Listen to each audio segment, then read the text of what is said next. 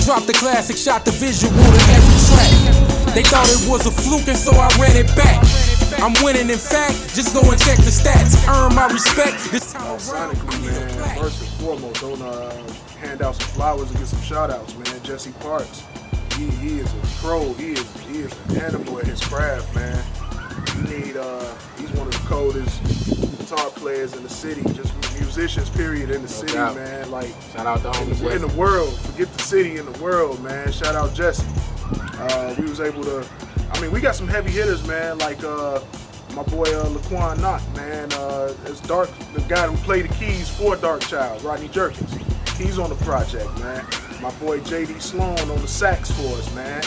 You know what I'm saying? He's touring with Jill Scott and all these folks all the time. So we got some real heavy hitters, man. A lot of people don't know. I'm a musician. I play 7 instruments. So, you know, I was lacing keys here and there and putting ideas and foundations down. That and the thing about being a producer is like you got to know when to bring the big guns in. You know what I'm saying? Absolutely. Like yeah, I play the keys, but Laquan is classically trained. He played the keys. Yeah, I can get down, but he can shut down an arena. You know what I'm saying?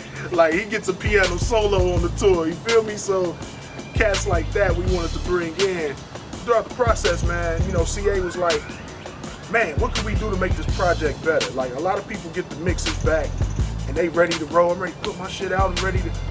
We sat on it like, man, this is a dope project, man. Came out better than we thought, but how can we make it even better? And I was like, man, sit with the records a few days. Let's come back. Let's see what records we feel like could benefit from some live instrumentation, man. And then the first order of business, man, was to reach out to Jesse Parks, man. That was CA idea. Yeah, see, I had Jesse in mind already because before we started doing the King's Testimony 2, me and Jesse, we were working. I had actually paid Jesse for some services, you know, that I didn't end up using. So all the time I had some credit with Jesse already in the tuck. So when we started discussing adding live instrumentation, I'm like, man, Jesse. Right.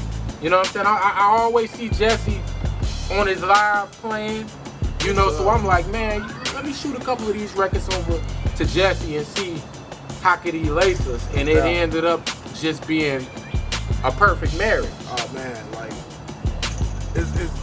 there's a difference, man, when you're producing and when you're creating these projects.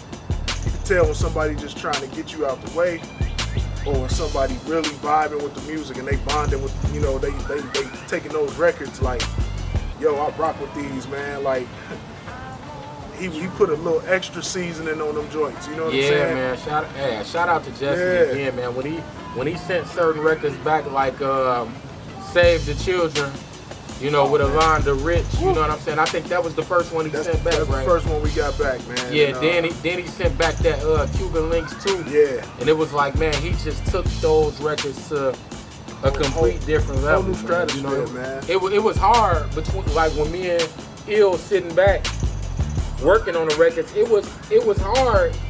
We had so much instrumentation. It was hard to, you know, pick what goes here, what, you know what I'm saying? It was really hard. You know what I'm saying? It was hard, man. Like, because I feel like Jesse, like, you know, he was the first one to send back his parts.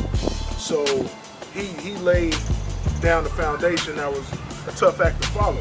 Yeah. You know what I mean? So the other guys didn't, they were like, man, who's the guy on the electric, man? He's crazy. And they like, well, we just gonna season, you know, what he already put down there, man, because there now, he went so crazy, there wasn't room for the sax player to just go berserk and be, you know, letting the sax growl or Laquan doing something crazy with the keys. They all was just like, man, he laid the foundation. We gonna put all the accents around it.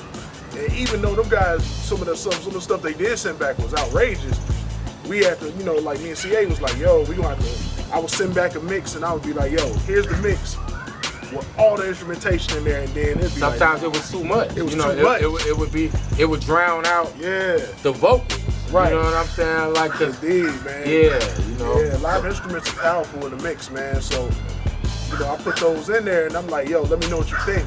I already got my notes, but let me know what you think. And then CA be like, yeah, man, you know, like on certain records, like we got, you know, GS, man, like GS the brand.